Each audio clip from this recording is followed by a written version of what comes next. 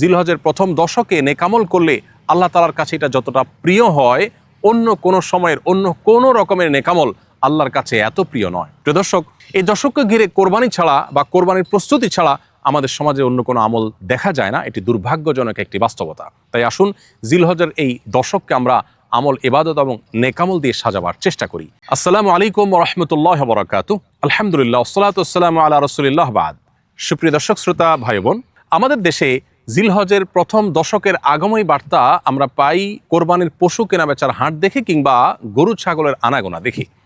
জিলহজের প্রথম দশকে গরু ছাগলের আনাগোনা ছাড়া আর তেমন কোনো আমল বা নেকামল আমাদের চোখে সচরাচর ধরা পড়ে না। অথচ এই দশক হলো নেকামল এবং ইবাদতের দশক।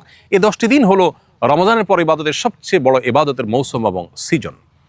মধ্যপ্রাচ্যে একটি চমৎকার জিনিস আমার চোখে ধরা পড়েছে, সেটি হলো অনেকে তার বাসাবাড়ির সামনে কিংবা সুপার শপ কিংবা শপিং মল বা ছোটোখাটো দোকানপাটের সামনেও কোনো অডিও ডিভাইস স্থাপন করে সেগুলোতে মৃদু ভলিউমের তাকবীরের অডিও তারা চালু করে রাখেন। উদ্দেশ্য, পথচারী এবং আশপাশ দিয়ে যাওয়া মানুষজন যেন এই তাকবীর শুনে তাদের স্মরণ হয় এবং তারা যেন তাকবীর বলে ওঠেন। মিডল ইস্টের চমৎকার কালচারটিকে অনুসরণ করে আমি আমাদের বাসার নিচে এবং বাসার সামনে থাকা মসজিদের সম্মুখে দুটি ছোট ডিভাইস স্থাপন করে সেগুলোতে মৃদু ভলিউমে তাকবীরের অডিও চালু করে রাখার উদ্যোগ গ্রহণ করেছি। উদ্দেশ্য, পথচারীদের যেন এই তাকবীর শুনে তাকবীরের কথা স্মরণ হয় এবং তারা যেন তাকবীর বলে ওঠেন। প্রিয় দর্শক, আমরা চাইলে আমাদের আশেপাশে এরকম তাকবীর ধ্বনিতে যেন মুখরিত হয় এবং আশপাশে মানুষদের যেন স্মরণ হয়, সেরকম নানাবিধ উদ্যোগ গ্রহণ করতে পারি। প্রিয় দর্শক, আল্লাহ রাব্বুল আলামিন কোরআনে কারীমে সূরা ফাজরের 2 নম্বর আয়াতে বলেছেন, ওয়া লায়ালিন আশ, 10টি রাতের শপথ। বেশিরভাগ মুফাসসিরগণ বলেছেন এর মাধ্যমে জিলহজের প্রথম 10টি রাতকে বোঝানো হয়েছে। যে 10টি রাতের শপথ করে আল্লাহ গুরুত্বপূর্ণ একটি বার্তা দিতে চেয়েছে, সেই 10টি রাতের মাহাত্ম্য মর্যাদা যে অনেক বেশি সেটা বলার অপেক্ষা রাখে না। সেই 10টি রাত হলো জিলহজের প্রথম 10টি রাত। সহিহ বুখারীতে বর্ণিত হয়েছে, নবী করিম সাল্লাল্লাহু আলাইহি ওয়াসাল্লাম বলেছেন, মা মিন আইয়ামিন আল আমালুস সালিহু ফিহিন্না হাব্বিলাল্লাহ মিন হাদিল আইয়াম। অর্থাৎ জিলহজের প্রথম দশকে নেকামল করলে আল্লাহ তাআলার কাছে এটা যতটা প্রিয় হয়, অন্য কোনো সময়ের অন্য কোনো রকমের নেকামল আল্লাহর কাছে এত প্রিয় নয়।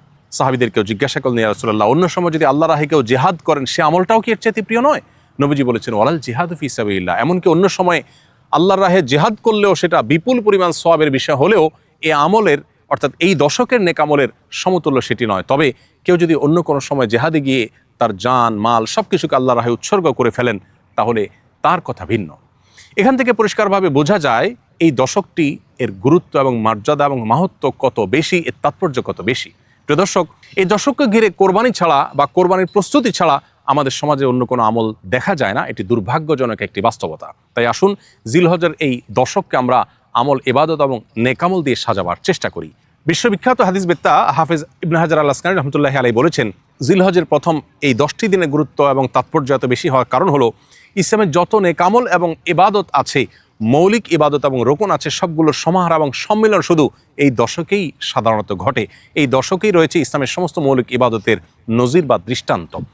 ঈমান সারা বছর জুড়ে আমাদের রাখতে হয়, এই দশকেও থাকতে হয়। ঠিক একইভাবে 5 ওয়াক্ত সালাত অন্য সময় আছে, এই দশকেও আছে। যাকাত অন্য সময়ে আদায় করা যায়, এই দশকেও আদায় করা যায়। সিয়াম বা রোজা রমজান মাসে আমাদের রাখতে হয়, এই দশকের 9 তারিখে এবং প্রথম 9 দিন জুড়ে রোজা রাখার নির্দেশনা রয়েছে। অতএব রোজার নমুনা বা আমলও এখানে আছে। কোরবানি তো এই দশকেই শুধু করা যায়, অন্য সময় চাইলেও করা যায় না। আর হজ এই দশককে ঘিরেই মূলত হজের ইবাদত গড়ে উঠেছে বা হজের ইবাদত সম্পাদন করতে হয়। ঠিক এভাবে ইসলামের মৌলিক সমস্ত ইবাদতের সমাহার এই দশকে পাওয়া যাওয়ার কারণে এর গুরুত্ব অনেক বেশি। প্রিয় দর্শকের জন্য আসুন এই দশককে আমল এবং ইবাদত দিয়ে আমরা সাজিয়ে তোলবার চেষ্টা করি। জিলহজের প্রথম দশক উপলক্ষে একজন ইমানদারের যে সমস্ত করণীয় হতে পারে তার মধ্যে সর্বপ্রথম হলো যত রকমের নেকামল এবং ভালো কাজ হতে পারে, ইবাদত হতে পারে, আল্লাহর সন্তুষ্টির কারণ হতে পারে, এই সবগুলো দিয়ে এই দশকের দিন এবং রাতকে আমরা সাধ্য অনুযায়ী সাজিয়ে তোলার চেষ্টা করি। কারণ এই দশকের নেকামল আল্লাহর কাছে সারা বছরের যে কোনো সময়ের যে কোনো নেকামলের চাইতে প্রিয়। অতএব আমলের এই মৌসুমকে নেকামল দিয়ে আমরা ভরিয়ে তোলার চেষ্টা করি। 5 ওয়াক্ত ফরজ নামাজ তো বিশেষভাবে গুরুত্বের সাথে আদায় করবই, পুরুষরা জামাতের সাথে, মহিলারা যথাযথভাবে যথাসময় আদায় করব। এর বাইরে নফল রোজা, নফল ইবাদত এবং অন্য সমস্ত নেকামল দিয়ে আমরা সাজাবার চেষ্টা করব। দ্বিতীয়ত, পাপ এবং গুনাহের কাজ সারা বছর জুড়েই একজন ইমানদারের জন্য ক্ষতিকর, ধ্বংসাত্মক। এই দশকে ইবাদত এবং নেকামলের মৌসুম হওয়ার কারণে বিশেষভাবে পাপাচার থেকে বেঁচে থাকার আমরা চেষ্টা করব। তৃতীয়ত, এই দশক জুড়ে আমরা বেশি বেশি আল্লাহর জিকির এবং স্মরণ করবার চেষ্টা করব, কারণ সূরা হজের 28 নম্বর আয়াতে আল্লাহ তাআলা সেই নির্দেশনা আমাদেরকে দিয়েছেন। অতএব যতভাবে আল্লাহর জিকির হতে পারে, আল্লাহর স্মরণ হতে পারে, এই দশক জুড়ে সেটা আমরা আল্লাহর উদ্দেশ্যে নিবেদন করব। চতুর্থত, যাদেরকে আল্লাহ তাআলা তৌফিক দিয়েছেন তারা এই দশকে হজ করবো ইনশাআল্লাহ। 5 নম্বর হলো যাদেরকে আল্লাহ তৌফিক দিয়েছেন তারা এই দশকের 10ম দিনে অর্থাৎ কোরবানির দিন আমরা কোরবানি পেশ করবো আল্লাহর উদ্দেশ্যে। 6 নম্বর আমল হলো এই দশককে ঘিরে আমরা বেশি থেকে বেশি তাকবীর, তাহমিদ, তাহলিল অর্থাৎ আল্লাহু আকবার, লা ইলাহা ইল্লাল্লাহ, আল্লাহু আকবার ওয়ালিল্লাহিল হামদ বেশি বেশি আমরা পাঠ করব এবং উচ্চারণ করতে থাকব। সাহাবীদের মধ্যে কোনো সাহাবী এই দশক উপলক্ষে বাজারে যেতেন শুধুই তাকবীর পাঠের উদ্দেশ্যে।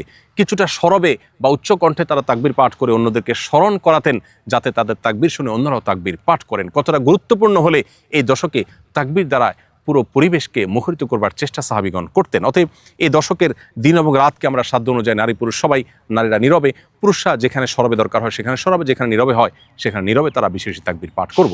7 নম্বর আমল হলো এই তাকবীর অর্থাৎ আল্লাহু আকবার, লা ইলাহা ইল্লাল্লাহ, আল্লাহু আকবার ওয়ালিল্লাহিল হামদ এটি জিলহজের 9 তারিখ বাদ ফজর থেকে নিয়ে জিলহজের 13 তারিখ আসর পর্যন্ত এই দিনগুলোর প্রত্যেক ফরজ নামাজের পর নারী পুরুষ সবাই যার যার অবস্থান থেকে একবার করে আমরা পাঠ করব। এটি হলো বিশেষভাবে এই তাকবীর পাঠের আমল। সাধারণভাবে পুরো দশক জুড়ে আর বিশেষভাবে 9 থেকে 13 জিলহজ পর্যন্ত এই তাকবীর পাঠ করতে হবে প্রত্যেক ফরজ নামাজের পরে। 8 নম্বর আমল হলো যারা কোরবানি করার নিয়ত করেছেন, কোরবানি করবেন ইনশাআল্লাহ, তারা জিলহজের চাঁদ উদিত হওয়ার পর থেকে নিয়ে কোরবানি পর্যন্ত এই সময়টুকুতে চুল, নখ এবং শরীর অবাঞ্ছিত লোম ইত্যাদি কাটা থেকে বিরত থাকবেন। অর্থাৎ জিলহজের চাঁদ ওঠার আগে আগে এগুলো কেটে শেষ করবেন এবং প্রয়োজন হলে কোরবানির পরে করবেন। এর মধ্যবর্তী সময়ে এগুলোতে আর হাত দিবেন না বা কাটবেন না।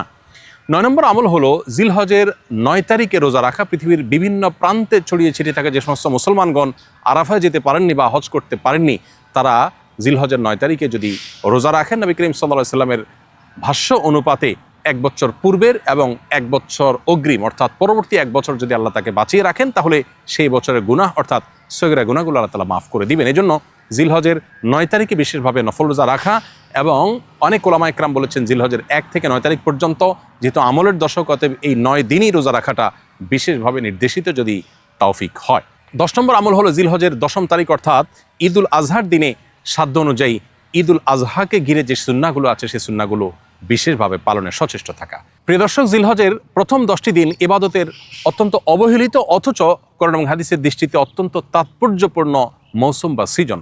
আসুন প্রত্যেকে যার যার জায়গা থেকে এই দশকের তাৎপর্য, গুরুত্ব এবং মাহাত্ম্য সম্পর্কে মানুষের মধ্যে সচেতনতা সৃষ্টি করি, মানুষের মধ্যে জানাশোনাটা বাড়ানোর চেষ্টা করি এবং সেই সাথে এই দশকের করণীয়গুলো নিজেরা আমল করি, অন্যদেরকে আমল করতে উদ্বুদ্ধ করি। আল্লাহ রাব্বুল আলামিন আমাদের সবাইকে জিলহজের এই দশকের গুরুত্ব অনুধাবন করা, অন্যদের মধ্যে সচেতনতা সৃষ্টি করা এবং আমল দিয়ে এই দশককে অর্থবহ করে তোলার তৌফিক দান করুন।